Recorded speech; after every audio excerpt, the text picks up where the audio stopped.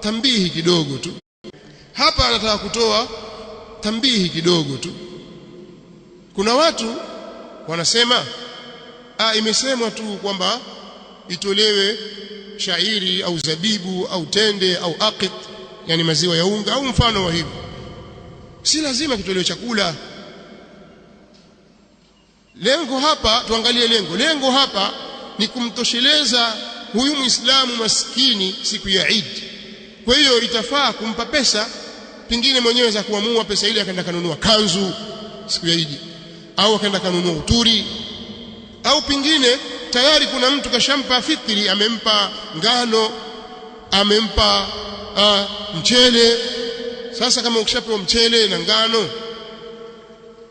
atapata wapi gesi? Pengine hana gesi, hana mchuzi,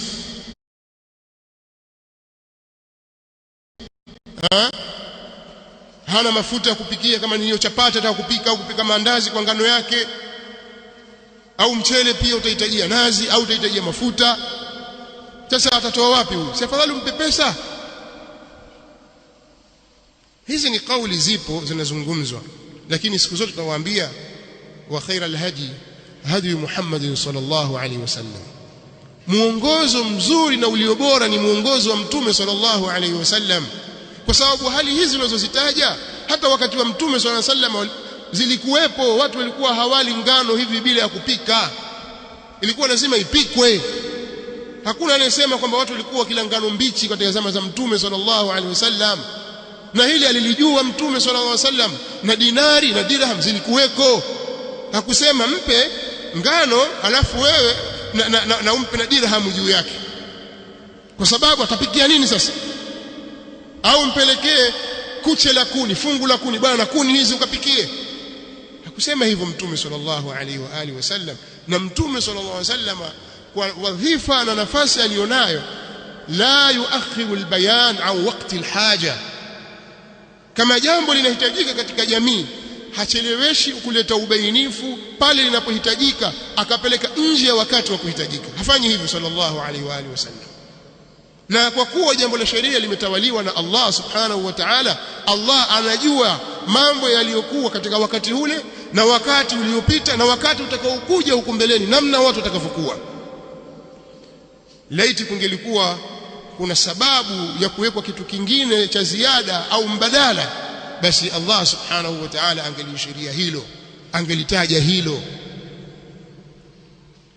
Kwa hiyo takiwa tubaki katika ile asili. Kwa mfano leo sisi tumewekewa, kuna baadhi ya mambo hatuwezi kuyakiuka. Tuambiwa kwamba siku ya Eid al-Adha tuchinje, na tumeainishiwa wanyama wa kuchinja. Tumewekewa mbuzi na kondoo, tumewekewa ng'ombe, tumewekewa na ngamia. Waonaje wewe ukaona kwamba mimi nataka nichinje nyati kwa sababu ana nyama nyingi, nataka nichinje mimi pundamilia kama yaruhusiwa, nataka nichinje twiga kama yaruhusiwa, mimi bwana naona nichinje majogoo, na majogoo kama 100 hivi. Badala ya kuchinja mbuzi mmoja nitachinja majogoo, mimi tule kuku tu siku ya Eid. Waonaje rai yako hiyo? Si mradi kitoweo na kimepatikana.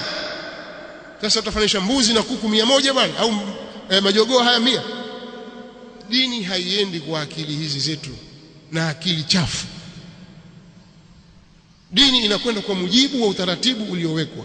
Wewe umewekewa utaratibu katika unapopata mtoto, kama mtoto wa kike au mtoto wa kiume, waambiwa umfanyie hakika katika siku yake ya 7. Kama mtoto wa kike mbuzi 1, kama mtoto wa kiume mbuzi 2. Pengine ulitafuta mtoto kwa muda mrefu, baada ya miaka 20 ndio upata mtoto wa kiume au upata mtoto wa kike. Kwa furaha yako ukasema mimi nataka nichinje farasi au nataka nichinje ng'ombe mimi. Mbuzi atatosha wapi bwana? Haifai. Ni mbuzi au kondoo. Usilete hikma. Sasa kama wewe wataka ziada kwamba huyu mbuzi wa hakika hatoshi, wacha nitafuta nyama nyingine za ziada, iwe ziada tu sasa.